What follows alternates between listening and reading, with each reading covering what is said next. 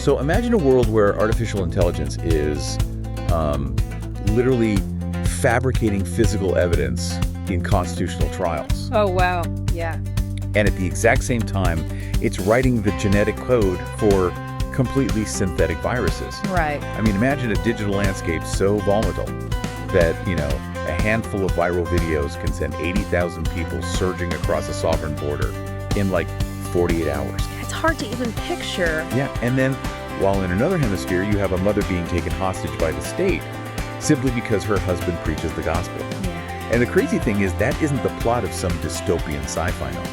That is literally the actual reality of our global news cycle this week. It's just a staggering amount of information to process, honestly. And, if you attempt to process all of that without an anchor, without some sort of unchanging standard to measure against, you will just be completely swept away by the current. Exactly. Well, we are your AI reporters, Robin and Sam, and welcome to this deep dive. Thanks for joining us. And our mission today is not just to, aggregate the news for you, because you can get a table of contents from any secular outlet, right? Right, yeah. Our mission is to cut through that noise and really evaluate this week's global events through an invisible yet absolute framework. And that framework is historic biblical truth, recognizing that ultimately God is the author of history. Yes. And we have a massive amount of ground to cover today. We really do. We're going to look at political accountability and collapsing infrastructure in the Philippines.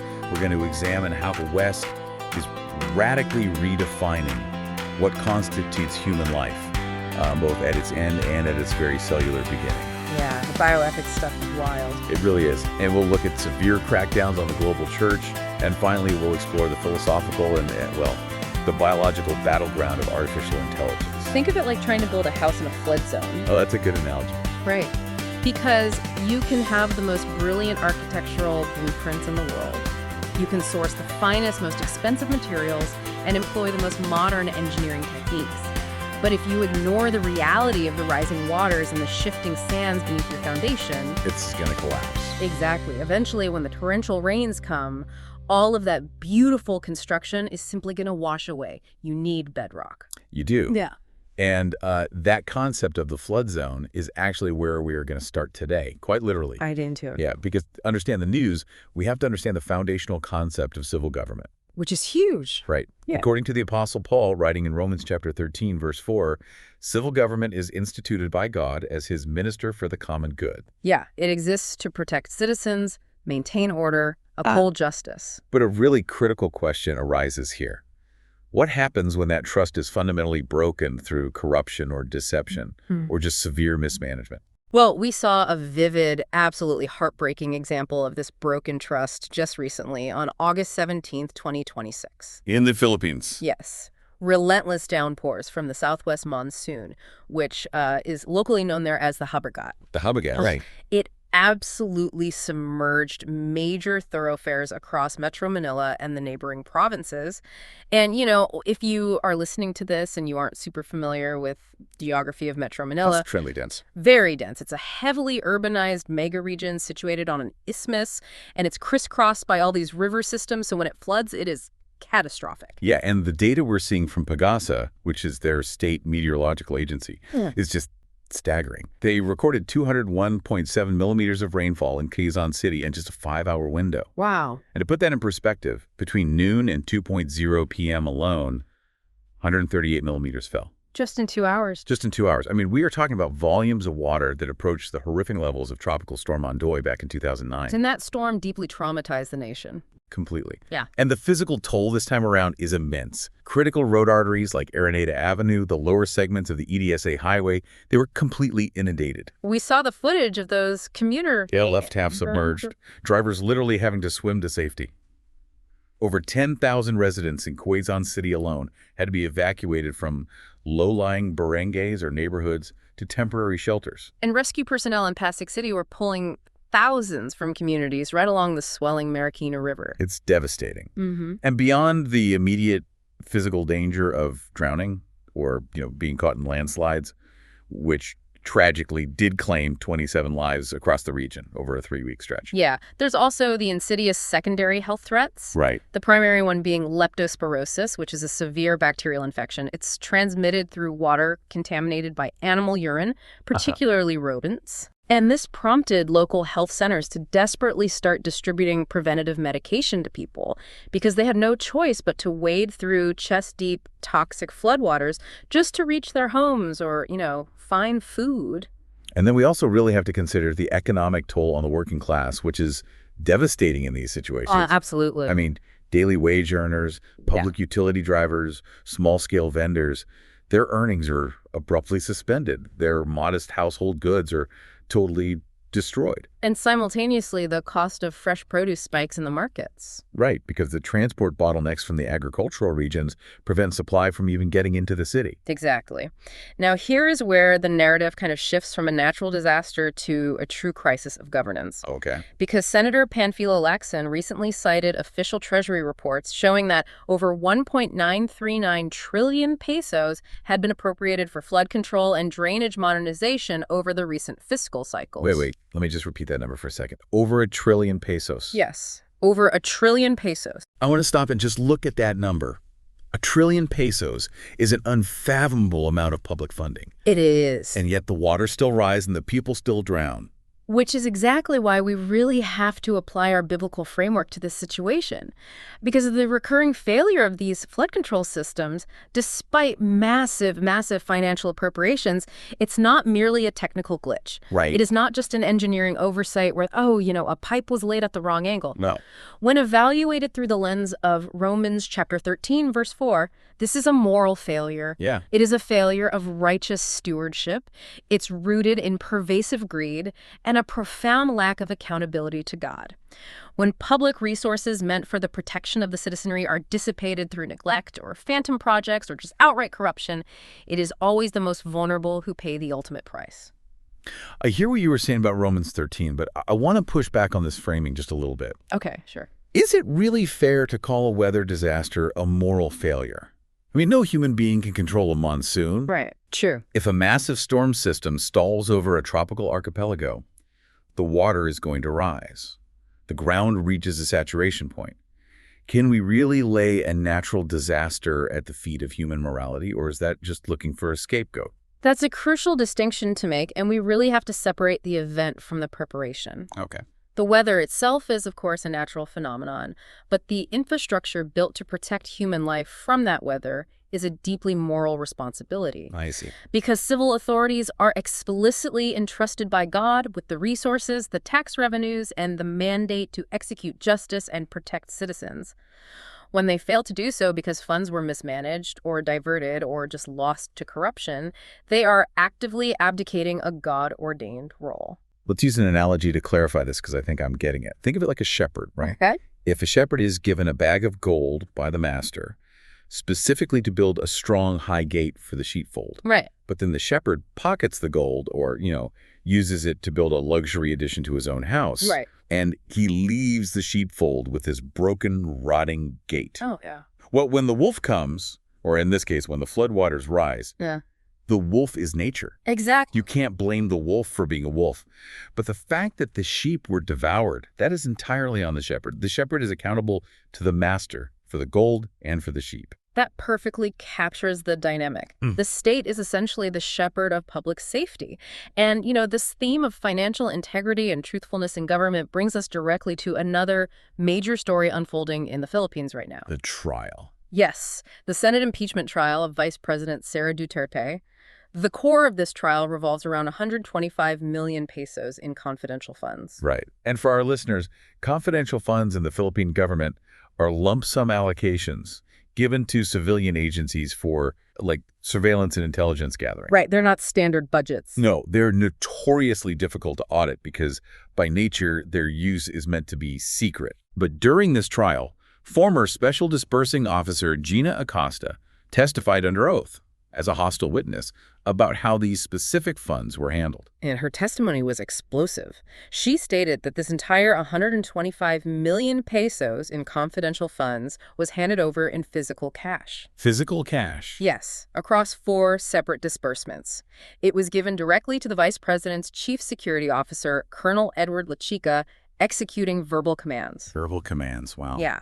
Prosecutors are fiercely arguing that this evades standard liquidation protocols and puts public funds at severe risk of misappropriation. But this trial didn't just make headlines because of the cash, because it took a turn into a completely unprecedented legal and technological frontier. This is the crazy part. Yeah, so private prosecutor attorney Lorna Kapunan wanted to illustrate the sheer physical bulk of what 125 million pesos in cash actually looks like. Yeah. Because it is hard for the human mind to conceptualize that kind of money. It really is. So she introduced visual presentations depicting duffel bags absolutely stuffed with stacks of cash. However, the defense attorney, Christine Ferrer, immediately objected. She revealed that these images were not photographs of the actual money in question. Right. They weren't even photographs of prop money. They were synthetic digital images generated by artificial intelligence. Think about the mechanics of what just happened here. The prosecution used generative AI, likely a pixel diffusion model, that takes text prompts and algorithmically constructs an image from billions of data points to create a dramatic visual impression for a constitutional impeachment trial. It's wild. And defense attorney Ferrer forcefully argued that allowing algorithmically generated imagery into formal legislative trials undermines all evidentiary standards. And she is entirely correct to object. The defense warned that this sets a terrifying precedent that could deeply distort objective facts. Yeah, thankfully, Senate President Sherwin Gatchalian sustained the objection in part, ordering the prosecution to rely strictly on verified financial ledgers and sworn statements, not these synthetic renders. But if we pull back and look at the bigger picture, the philosophical implications are staggering. It's huge. We are entering an era where technology can artificially fabricate reality to sway public perception, and now even to sway legislative juries. Right. If the objective truth in a courtroom, the very place designed to establish facts and execute justice, if that can be algorithmically fabricated, justice becomes impossible. Absolutely. Proverbs chapter 19, verse 5 warns us that a false witness will not go unpunished, and he who breathes out lies will not escape. God demands truthful scales and honest measures. Right. When the state, or actors within the state, play fast and loose with financial resources and then utilize fabricated digital truth to argue their case, the very foundation of civil society begins to rot. And you know, when a society's foundation of truth and financial integrity decays, it inevitably infects how that society views its own people. That's so true. If truth is subjective and money is squandered, human beings are eventually reduced to mere commodities. Yes. Which brings us to a really profound question. Yeah. Does the state view humans as image bearers of God, or just as disposable financial leverage? This is perhaps the most critical moral gauge of any civil government, how it values human life from the womb to the tomb. Yeah. So let's start with how the vulnerable are treated during medical crises. The Philippine Senate recently passed the Anti-Hospital Detention Act of 2026. And this is a unanimous vote, right? Yes, a unanimous 1801 vote.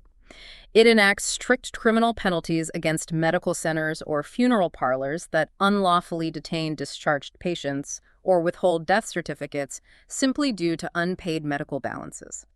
The mechanics of this practice are just incredibly cruel. If you are listening to this in a country with universal health care, this might sound completely bizarre to you. Yeah, it's hard to imagine. But in many developing nations, if an indigent family cannot pay their loved one's hospital bill, the hospital will actually place physical security guards at the ward doors, refusing to let the patient leave. It's essentially holding them hostage. Right. Or if the patient dies, they withhold the death certificate, meaning the family cannot legally bury their dead until they pay. Senator Risa Hontiveros, who authored the bill, rightly pointed out that treating patients as financial captives strips citizens of basic dignity. Yes. Under this new law, if a patient or family executes a formal promissory note acknowledging the debt, the facility can no longer hold them hostage as financial leverage. If they do, they face huge fines, potential imprisonment for the administrators, and even the revocation of their operating licenses. And to offset the financial strain on the hospitals, the government is also setting up a medical guarantee fund to reimburse these facilities for uncollectible emergency debts from indigent patients. Which is really important because from a biblical perspective, this legislation reflects the mandate to extend mercy and defend the oppressed. Absolutely. Psalm chapter 82, verses 3-4 commands civil leaders to give justice to the weak and the fatherless, and to maintain the right of the afflicted and the destitute. Right. Human beings are created in the image of God, the Imago Dei, established in Genesis chapter 1, verse 27. This bestows an intrinsic, incalculable worth upon every single person. You simply cannot reduce a human being or the remains of a grieving family's loved one to commercial leverage. It violates the core principles of compassion required by Micah chapter 6, verse 8. But I want to press on the economics of this a little bit. Okay. Because legislation has real-world consequences, right? Luke chapter 10, verse 7 clearly states that the worker deserves his wages. True. Medical professionals, hospitals, clinics, they have immense overhead. They have to buy life-saving supplies, pay their nursing staff, keep the generators running. Don't hospitals have a fundamental right to get paid so they can survive? Wow. Because if everyone issues a promissory note they can't pay, and the government's medical guarantee fund runs dry or gets bogged down in bureaucratic red tape, which we just established happens with flood funds, the hospital goes bankrupt. Right. And if the hospital closes, thousands of people lose care. Isn't this just shifting the collapse onto the medical sector? That is a very real, very sobering economic tension. And you are absolutely right that healthcare providers deserve fair compensation and a bankrupt hospital helps no one. Right. However, the biblical framework dictates a hierarchy of values. Proverbs chapter 14, verse 31 teaches that whoever oppresses a poor man insults his maker, but he who is generous to the needy honors him. Business practices, no matter how necessary for institutional survival, they cannot cross the line into kidnapping and extortion, which is essentially what hospital detention is. So the state has to absorb the friction. Exactly. The state's role is to mediate that friction. By creating the Medical Guarantee Fund, the state is attempting to bear that financial burden collectively, ensuring the hospital survives without turning the poor into prisoners. Now, will the fund be managed well? Given the corruption we just discussed, that remains a critical concern. But legislatively outlawing the detention of human beings for debt is the state fulfilling its God-ordained role to protect the vulnerable. It's about maintaining human dignity over pure utilitarian economics. Exactly. But sadly, while we see legislation protecting the vulnerable in one part of the world, we're seeing a really dark mirror image in the West. In the United States, we need to discuss the ROE Act, recently passed in Massachusetts. Because looking at the sources impartially, this legislation fundamentally alters existing state law regarding the termination of human life. The specifics of the legislation are profound. It allows abortions after 24 weeks of pregnancy, which, we should note, is past the point of infant viability outside the womb in cases where a physician determines it is necessary to preserve the patient's physical or mental health. And critics, including numerous legal analysts, have pointed out that the inclusion of the broad mental health exception essentially creates a legal pathway for elective abortions through all 9 months of pregnancy. Because mental distress can be defined very subjectively by the provider. Right. Furthermore, the bill lowered the age of consent for an abortion from 18 to 16 without requiring parental notification. But perhaps the most fiercely debated aspect of this legislation is that it explicitly removes the prior legal requirement that life-sustaining medical care be administered to an infant who actually survives a failed abortion attempt and is born alive. And this triggered a massive bipartisan backlash. I mean, this wasn't just a predictable partisan fight. No. The state legislature actually had to override a veto by the state's moderate Republican governor, Charlie Baker, just to pass it. And high-profile legacy Democrats spoke out forcefully against it, too. Yeah, former U.S. ambassador to the Vatican and former mayor of Boston, Raymond Flynn, called it a fundamental moral failure. Right. And former Democratic State Senator Mark Montigny was particularly vocal. He argued that refusing medical care to a breathing, born child crosses a clear ethical line. Critics across the political spectrum are arguing that this moves beyond debates over bodily autonomy and steps into state-sanctioned infanticide. They're warning that every child born alive deserves the full, equal protection of the law. When we contrast the Hospital Detention Act in the Philippines, which protects the vulnerable from being exploited, with this law in Massachusetts, we see a tragic erosion of civil duty. Yes, we do. Evaluated through our biblical framework, Psalm chapter 139, verses 13 to 16, beautifully describes how God knits us together in our mother's womb. When a state removes the mandate for life-saving care for breathing infants, it is abdicating its mandate from Romans chapter 13, verse 4, to protect the weak. It represents a worldview that prioritizes absolute individual autonomy over the fundamental right to life, treating human image bearers as disposable when they are inconvenient. Yeah. And, this redefinition of human life isn't just happening at the end of a pregnancy. It is happening at the very cellular beginning, driven by rapid advancements in biotechnology. Let's travel to New South Wales, Australia. Parliamentarians there just passed the Human Reproductive Technology Reform Act. Right. And this law legalizes limited gene editing procedures on human embryos for the purpose of medical research. Scientists can now utilize tools like CRISPR to modify embryonic DNA, to study hereditary genetic disorders. The mechanism here is really important to understand. CRISPR allows scientists to act like molecular scissors, literally snipping out specific sequences of DNA and inserting new ones. Wow. They are doing this to living human embryos created via in vitro fertilization, but the law comes with one massive, non-negotiable caveat. The embryos must be destroyed within 14 days of fertilization. So supporters of this legislation, like Dr. Lana Rostova at the Sydney Biomedical Institute, they hail this as a gateway to eradicating horrific hereditary diseases. The intent sounds incredibly noble, right? Cure disease and suffering. It sounds noble, but bioethics researchers like Dr. Megan Besk point out the terrifying ethical cost of this utilitarian approach. Yeah. From a biological and biblical standpoint, human life begins at fertilization. To create, modify, and then intentionally destroy human embryos for research is to treat human life as mere laboratory raw material. Right.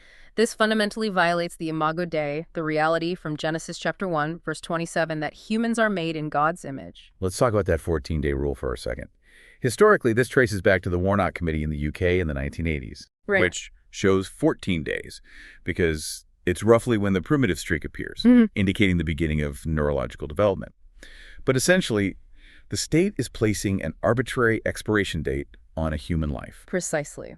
They are legally declaring that this entity possesses enough biological human value to yield critical, species-specific medical data, but not enough moral value to be legally protected from destruction. It's a dangerous commodification of God's creation. Yeah. You are treating a human life like a chemical reagent in a test tube. That's exactly what it is. You mix it, you observe the reaction, you extract the data, and then you wash it down the sink. Yeah. You cannot build a culture of life when the foundation of your medical science is the mandated destruction of the most defenseless among us. Science and technology are incredible gifts, absolutely. But they must operate within God's created order. True human flourishing cannot be achieved by sacrificing the weak for the medical gains of the strong. Which brings us to a logical progression. If a civil government is willing to redefine the biological and moral reality of human life at its very beginning, in the laboratory or in the womb, we really shouldn't be surprised when it also attempts to redefine the biological and moral realities of children as they grow up. No, not at all. The battle over who defines reality naturally moves from the hospital to the classroom and then into the family unit. And this is one of the most fiercely contested battlegrounds globally. In Ontario, Canada, the provincial parliament recently introduced Bill 184. Right.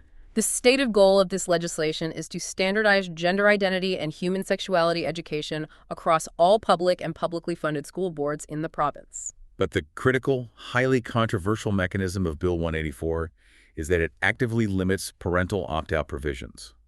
It legally requires students to complete uniform gender and equity modules, regardless of any religious, moral, or philosophical objections their parents might have. Furthermore, under this bill, school administrators and teachers would not be required to notify parents if a student requests to change their preferred name or gender pronouns while at school. Which is a huge shift. Huge. The education minister, Sara Jensen, defended the legislation by stating the goal is to ensure every student receives an inclusive education that reflects modern societal values, basically prioritizing the child's autonomy over the parent's oversight. And naturally, parental rights groups and religious leaders are pushing back immensely. Mark Tremblay from the Ontario Parents Coalition argued that parents hold the fundamental responsibility to guide their children's moral development, and this bill usurps that authority. And Mr. Tremblay is standing on very firm theological ground. He is. The historical and biblical precedent is clear. Deuteronomy chapter 6, verses 6 to 7, and Ephesians chapter 6, verse 4, place the primary educational mandate, the moral training, and the spiritual formation of children squarely on the shoulders of the parents. Not the civil government. not the local school board. Correct. When a state compels children to embrace secular theories regarding gender that directly deny the biological realities established at creation, realities affirmed by Jesus in Matthew chapter 19, verse 4, it is a systemic usurpation of authority. Yeah. The state is stepping far outside its God-ordained lane. It is attempting to act as the primary parent of the child, treating the biological parents as mere custodians who must just submit to the state's moral curriculum. It is a massive ideological overreach. But we do have some positive legal news on this front regarding the preservation of the family. Yes, we do. In the United Kingdom, the High Court of Justice just ruled in favor of Cornerstone Children's Services. Yeah. Cornerstone is a Christian adoption and foster care agency. And the background here is that local municipal councils had threatened to revoke Cornerstone's funding and operational licenses. Wow, why? Well, because the agency maintained a strict biblical belief that marriage is exclusively the union of one man and one woman, and they operated their placement policies according to those convictions. The municipalities argued this was discriminatory. But Justice Richard Holroyd ruled that excluding faith-based providers based on their religious convictions actually violated statutory protections for religious freedom and diversity. It was a massive victory for religious liberty. It really was. The legal counsel for Cornerstone pointed out a vital truth. Faith-based agencies play an essential, disproportionately large role in placing vulnerable, hard-to-place children in loving homes. They shouldn't be forced to choose between their deeply held Christian convictions and serving the public good. If you think about it, standing firm on biblical convictions doesn't harm society. It actually anchors it. Exactly. By maintaining their operational licenses, more vulnerable kids get placed in stable homes. It's a perfect illustration of Galatians chapter 6, verse 10, doing good to everyone. And it reinforces the biblical definition of marriage from Genesis chapter 2, verse 24, and Ephesians chapter 5, verses 31 to 32, as a lifelong covenant between a man and a woman. And speaking of strengthening that marital bond, we have a really fascinating, somewhat lighter piece of behavioral science in our sources this week regarding spousal relationships. Yes, a recent study highlights that married couples who engage in physical exercise together experience noticeable improvements in their daily communication and a marked reduction in marital conflict. The research shows that joint physical activity encourages partners to synchronize their efforts. They naturally adopt nonverbal cues, matching each other's pace, which builds a subconscious sense of shared accountability and teamwork. Okay, but I have to stop and ask a highly skeptical question here. Okay, what is it? Can a couple of dumbbells, a treadmill, and a gym membership really save a struggling marriage? You know, like, honey, our communication is terrible, we are on the brink of divorce, let's go do some synchronized squats. It sounds incredibly reductionist. It does sound like a superficial fix if you look at it that way. But the physiological data does back up the behavioral shift. Yeah, physical exertion releases endorphins and significantly lowers cortisol levels, which is the primary stress hormone. When both partners are physically calm and their neurochemistry is regulated, it drastically reduces emotional reactivity during difficult conversations. Ah, so it lowers the temperature of the room. Exactly. The science is providing a very effective temporal tool.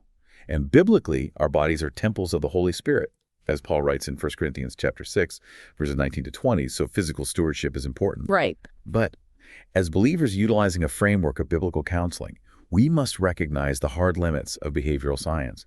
A treadmill won't forgive a betrayal. Okay. A shared bike ride won't cure deep-seated selfishness or pride. True, lasting marital harmony requires a gospel-transformed heart. It requires the spiritual virtues listed in Colossians chapter 3, verses 12 to 14, compassion, kindness, humility, meekness, and patience. Yeah. And it requires living together in an understanding way, as Peter commands in 1 Peter chapter 3, verse 7. Exercise is an excellent secondary tool to prepare the body for communication, but the gospel is the only ultimate foundation for reconciliation. I love that distinction. We govern our bodies to better serve our spouses, but only Christ changes the heart. Wow. Now, we've seen how the state tries to mandate secular values in the private sphere of the home and the school. Right. But simultaneously, governments are actively trying to erase divine values from the public square. And we see this erasure vividly in Canada right now. The Department of National Defense recently issued a nationwide policy directive, CAFMPI 0326. Yeah. This directive explicitly bans military personnel, including ordained chaplains, from making references to God or using faith-specific language during mandatory public and semi-public events. So we are talking about Remembrance Day commemorations, ship commissionings, graduation parades, changing of the guard ceremonies. Yeah. In the past, a chaplain would offer a prayer. Now they are instructed to replace prayers with what the military calls neutral, secularized spiritual reflections. They are told to focus on universal humanist concepts like gratitude, hope, and integrity, but they are absolutely forbidden from invoking the deity. The military leadership claims this is required by legal precedents regarding state neutrality. Their argument is that to ensure non-religious members or members of minority faiths feel fully included, all public speech must be stripped of specific religious identifiers. But Bruce Clemenger of the Evangelical Fellowship of Canada severely criticized this move. He argued that this doesn't actually accommodate pluralism, it enforces a secularist worldview. And this raises a profound philosophical and theological question. What is true state neutrality? Right. The late theologian Richard John Neuhaus famously warned about the naked public square, the idea that if you strip the public square of all religious conviction, it doesn't remain empty. It gets filled by the state itself. Does banning God make a space neutral? Or does it, in fact, establish secular humanism as the de facto state religion? Well, Psalm chapter 24, verse 1 declares that the earth is the Lord's and the fullness thereof. Civil authorities are instituted by God. To enforce a mandate that legally silences the acknowledgement of the Creator in the public square is a dangerous shift. Yeah, it doesn't level the playing field. It clears the field of all faith, leaving only faith in humanism. And history shows us that when the state decides the public square must be scrubbed of faith, it eventually leads to direct physical confrontation with believers who refuse to be silent. Which brings us to France. The European Court of Human Rights recently upheld a €500 fine against a street preacher named David Lynn. Right. He was cited by local municipal authorities in Strasbourg for using a portable loudspeaker to preach from the Gospel of John in a public square without a permit. The court ruled 5-2 that municipal authorities have a broad margin of appreciation, meaning they have the right to regulate public gatherings and noise levels to maintain public safety and order. Right. ADF International, the legal group representing Lynn, warned that public safety arguments are increasingly being weaponized to silence Christian proclamation. They see a real danger of local councils using vague noise ordinances to choke out street evangelism. Okay, this puts Christians in a very complex position regarding civil obedience, and I want to ask you a tough question here. Okay. Should Christians just break local noise ordinances, fire up the loudspeakers, and if they get fined or arrested, just claim they're being persecuted for the gospel? Where is the line between righteous civil disobedience and just being an obnoxious public nuisance? It requires immense discernment. On one hand, Paul writes in 1 Timothy chapter 2, verses 1-2, that believers should pray for kings and all who are in high positions, that we may lead a peaceful and quiet life. Generally, we're called to abide by the laws of the land. Right. We don't want to give government officials a legitimate, non-religious premise, like a valid noise complaint that is disturbing local businesses, to restrict the gospel. So we shouldn't manufacture persecution by being unruly. Precisely. We also have to use biblical wisdom in our methodology. 1 Corinthians chapter 9, verses 22-23 talks about becoming all things to all people to save some. Okay. We have to ask a strategic question. In a highly secular post-Christian society like modern France, is a loudspeaker blasting across a crowded shopping district the most effective way to reach hardened hearts? Or would relationship building, apologetics, or targeted evangelism be more fruitful? Methodology matters. But what if the methodology isn't the issue? What if the state just hates the message? That is the turning point.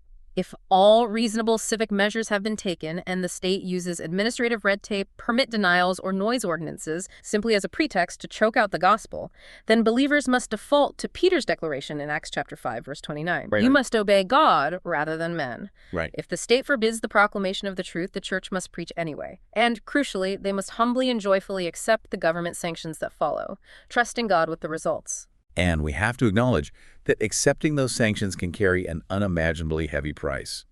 A €500 fine in France is one thing, but in China, the price is the devastation of families. Yeah. Let's look at the chilling crackdown on the Beijing Zion Church, specifically the case of the Zion 8. Chinese security officers recently raided a family home. they were looking for Pastor Yang Jun, who oversees the church network's campus ministries. Right. Finding that he was out of the country, the police literally altered the arrest warrant on the spot and detained his 37-year-old wife, Wu Qiyu, right in front of their 2 toddler children. It is absolutely heartbreaking. Wu and Yang are both incredibly dedicated believers. Wu actually earned her master's degree in theology from Gordon Conwell Theological Seminary in Massachusetts. Wow.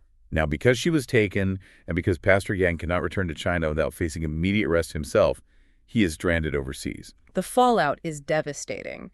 Their 3-year-old son and 2-year-old daughter are being cared for by elderly grandparents. Wu requires regular medical treatment for a pre-existing condition, and the Chinese authorities have repeatedly, callously denied her bail. If you're listening to this, put yourself in Pastor Yang's shoes for a moment. Trying to video chat with your toddlers who don't understand geopolitics or religious persecution. Yeah. They just want to know when mommy and daddy are coming home. Yeah. It feels less like law enforcement and more like a mafia mob tactic.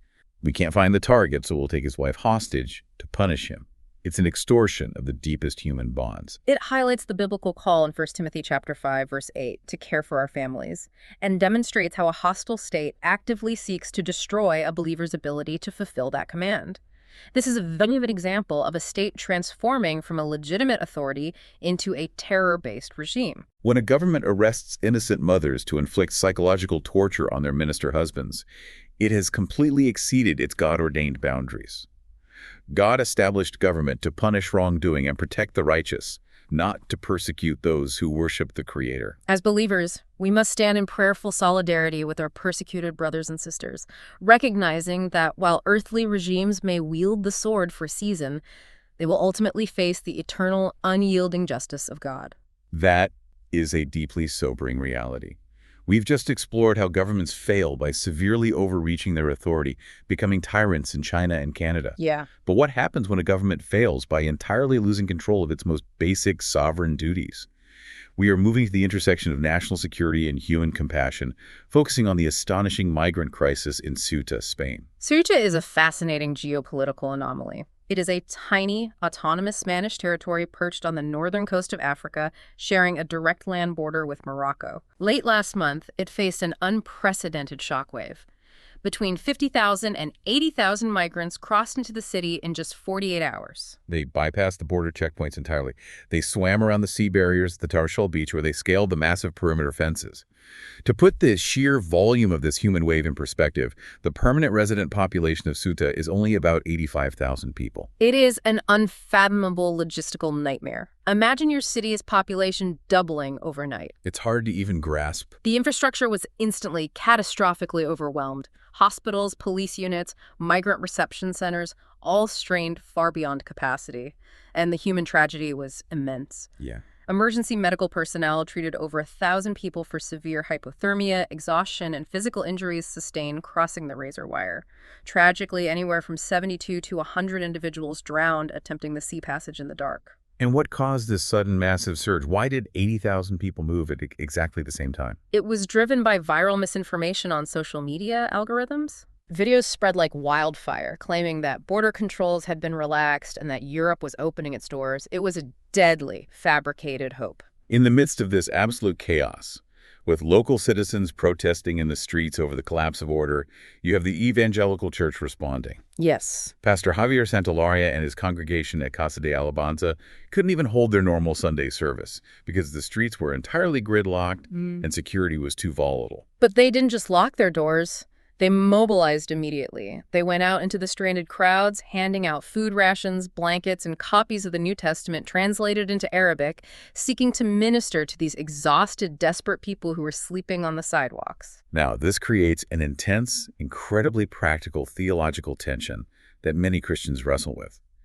On one hand, Romans chapter 13, verses 1 to 4, requires the civil government to maintain orderly borders. Right. A nation has a duty to protect its citizens from chaotic unrest. And frankly, orderly borders prevent vulnerable migrants from undertaking these deadly journeys based on viral lies. The government failed to maintain that order. But on the other hand, the church's mandate is not border control. The church's mandate is radical mercy. Exactly. The church operates under the fundamental reality of Genesis chapter 1, verse 27. Every single one of those migrants, regardless of their legal status, bears the image of God and possesses inherent dignity. They are not political instruments, they are human beings in distress. So how does a Christian citizen hold both of those truths simultaneously? How do you demand that your government strictly enforce border laws to maintain order, while you personally walk down to the beach and hand a sandwich and a Bible to the very person who just broke those laws? Think of it like a triage unit in a war zone. The military's job, the state's job, is to secure the perimeter. They must enforce the boundaries so the hospital isn't overrun by hostile forces or chaos. But the medic's job, the church's job, is to treat whoever bleeds. When a wounded person is brought into the tent, the medic doesn't ask what uniform they are wearing or how they crossed the line. They bind the wounds. The state bears the sword to maintain order. The church bears the cross to offer mercy. Exactly. A Christian citizen can and should advocate for strong, just laws and orderly borders because chaos serves no one and often gets the vulnerable killed.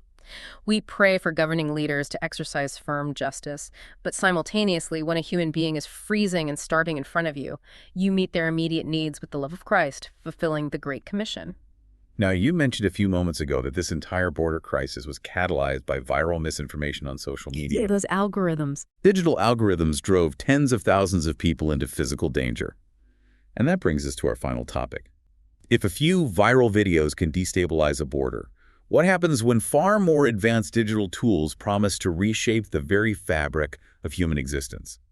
We are entering the AI frontier. We're looking at what can only be described as the ultimate modern Tower of Babel. Prominent executives and researchers across the artificial intelligence sector are publicly projecting a fundamental evolutionary shift in human civilization. Right. They aren't just talking about faster computers to help with spreadsheets. They are talking about an era that will redefine human identity. Listen to the rhetoric. Demis Hassabis, the head of Google DeepMind, talks about a golden era of discovery and radical abundance. Yeah. Sam Altman of OpenAI predicts AI will fix the climate and discover all of physics. Dario Amodei, the CEO of Anthropic, describes creating a country of geniuses in a data center that possesses the collective brainpower of 50 million Nobel laureates. When you evaluate these statements, you realize you are not listening to engineers detailing software updates. You are listening to high priests standing on top of a digital ziggurat, promising salvation through a silicon idol. Wow. They are promising a techno-utopia that will cure all disease, resolve all energy shortages, and deliver humanity from suffering. It is the very definition of functional idolatry. They're offering a future of radical abundance that essentially replaces God's sovereign care. But humanity cannot find its ultimate purpose or its salvation in a large language model. No, it can't. Psalm chapter 100, verse 3 reminds us, "Know that the Lord, He is God. It is He who made us, and we are His. Our worth is a divine gift, not a computed output." Proverbs chapter 9, verse 10 tells us that the fear of the Lord is the beginning of wisdom. Trusting in human ingenuity to act as our Savior is the height of folly. And the danger of this unbridled ingenuity is not merely theoretical or philosophical, it is highly practical and terrifically biological. Researchers at Stanford University and the Arc Institute recently utilized an AI model to design complete, functional viral genomes entirely from scratch. Let's explain how this actually works, because it sounds like magic. A large language model, like ChatGPT, predicts the next word in a sentence by understanding patterns in human language. Right. What these researchers did was train an AI model on the language of biology. Instead of predicting the next word, the AI predicts the next amino acid in a protein sequence, or the next nucleotide in a DNA chain. By doing this, the AI was able to write the genetic code for novel viruses that have never existed in nature. Out of the designs generated by the AI, 16 proved viable when synthesized in a lab. They successfully infected and destroyed targeted bacteria. Now, to be explicitly clear, the researchers deliberately excluded human viral sequences from the AI's training data, so these specific AI-generated viruses known as bacteriophages do not pose a health risk to human beings. But the biosecurity implications of the technology itself are catastrophic. Biosecurity analyst Robert McGinnis pointed out that, historically, developing biological weapons required immense resources and highly specialized cassette knowledge. He cited the Japanese doomsday cult Shinrikyo in the 1990s. Amishinrikyo is the perfect case study. They had millions of dollars in funding, advanced laboratories, and university-trained scientists. Right. Yet, despite repeated attempts, they failed to produce lethal biological agents like weaponized anthrax because the technical hurdles, the nuances of culturing and disseminating pathogens were simply too high. But artificial intelligence is systematically removing those knowledge barriers. Generative AI can now outperform PhD-level virologists on specific technical tasks.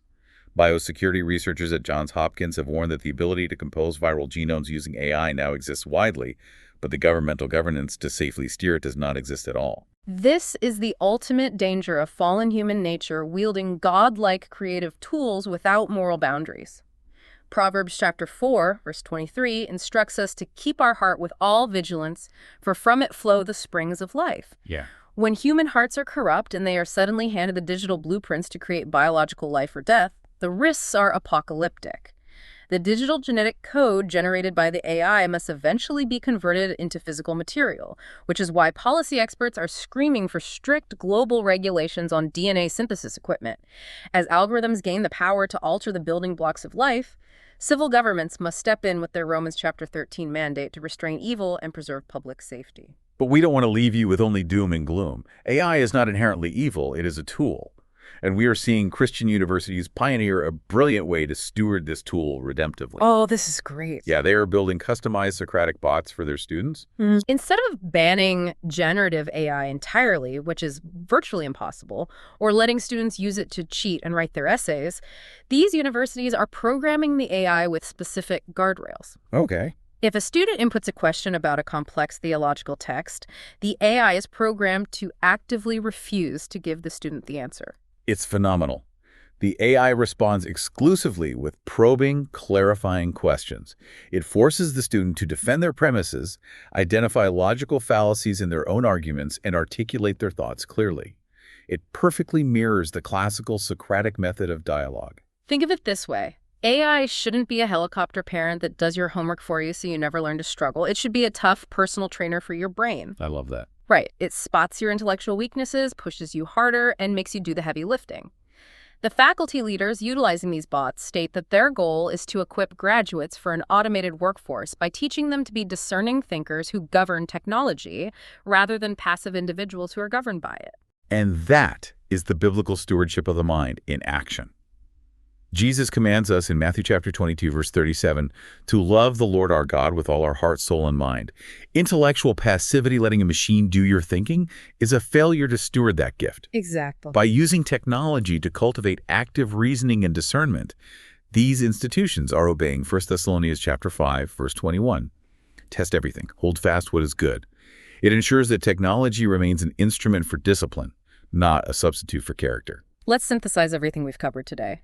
From the devastating Habagat floodwaters submerging Metro Manila due to corrupted infrastructure funds, to the chilling synthetic genomes being designed in Silicon Valley laboratories. Yeah. From the battle over parental rights and gender identity in Canadian schools, to the tearful separation of a pastor and his wife in a Chinese house church crackdown. The overarching theme across all these global events is crystal clear. Human authority, human intellect, and human innovation are wonderful, powerful gifts from God.